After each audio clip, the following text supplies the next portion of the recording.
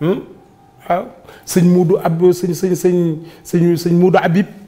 ndeysaan ñooñu sëñ Abdou Lahat leen yar sëñ Cheikh Say moom sëriñ Chouaïbou Cheikh Ahmadou Mbacké Chouaïbou ñooñu sëñ Abdou Lahat moo leen yar nga gis ne xoolal ñooñu fi mu leen jaarloo dem na ba ci sëñ Abdou Lahat ndeysaan Abdou Diouf mës naa nangu jumaay murit yi jox ko keneen jox ko ñeneen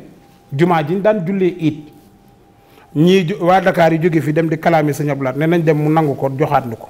boo woowee Abdou Diouf yebu ko waaye ka doon wax day waxum yàgg rek mu ne ko ay diw ragalal yàlla ñañ ko jox lu ñu fay julli mu ne ko julli juróom mu ne ko yéen nag mu ne ko it lañ fay julli Korite ak Tabaski mu ne ko loolu ñaari yoon rek la ci at mi ñee di fa julli bis bu jot ñoo ko moom xoolal mu ne ko ite it mu ne ko sunu feddal yi rek la ñee farata lañ fay def kon ñoo ko moom dem leen toog bis bu ngeen waree am jumaa dinaa di ngeen ko am bi kooku génnee kam doon waxal moom suñu wàll dane ko bu la yàlla joxee dooley gaynde day xool ba xam picc yeeg melentaan yeeg ñiy dox yow nan ngay doxaleeg ñoom ndax yàlla rek a joxe doole ji maa gënoon a mën a woo Abdou Diouf ne ko dellool jumaa ji te du ko jumaa ji murit yi te du ci teg baat waaye damaa xam ne ndakaaru yaatu na te ñee di fa jullee it ñoo ko moom te sëñ Touba yilif ba njaboote ñépp barke sëñ Touba Mbàkke waaw barke borom Touba lii la leen wax nga xam ni moom dafa yar murit yi ba noppi mais da leen a yiir sëñ Abdou Lahat ñaari yaay yi la def murit yi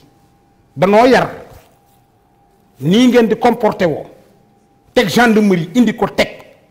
keroog bi mu indee xaj yi foofu ñu xëy suba lettre yi bari commentaire bi waaw sëñ Abdou Lahat fi njëkk indi ay xaj sëñ Modou Safa mosu fee indi ay ku lay wax mun leen asalaamaaleykum wa rahmatullahi wa barakaatu xaj yi ma fi indi ñuy xool nit ñi ñuy xool dëkk bi di ci liggéeyal Serigne Touba xaj yooyu daal leen rek laa leen xamal leen tax a jóg seen moromi xaj képp lañ fiy seet waaw fi sëñ Touba tëdd ku fa mën a ñëw ba foofu nga tux fa est-ce que xaj yi sax gënuñu la ku fa mën a naan am njol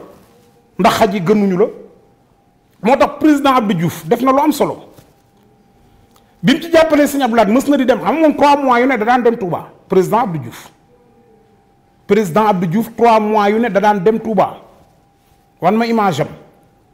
président Abdou Diouf jóge na fi di dem bi mu agsee ba romb njaareem diggante Sambé ak njaareem Sambé la arrêté cortège bi lu mësta am président bu xësee ba jóg fi ne président Diomaye bu jógee day dem ak lu mën a xew du taxaw mais keroog Abdou Diouf dafa téye cortège bi ci àll bi yónn aide-camp bi oto bu mu jub dana le président nee na lépp lu ngeen yor luy nuru cigarette na yem fii sànni leen ko fii ndax fañ jëm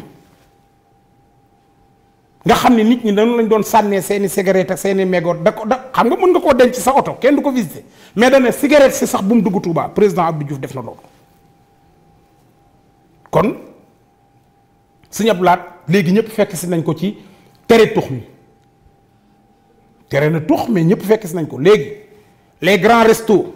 kenn du fa tux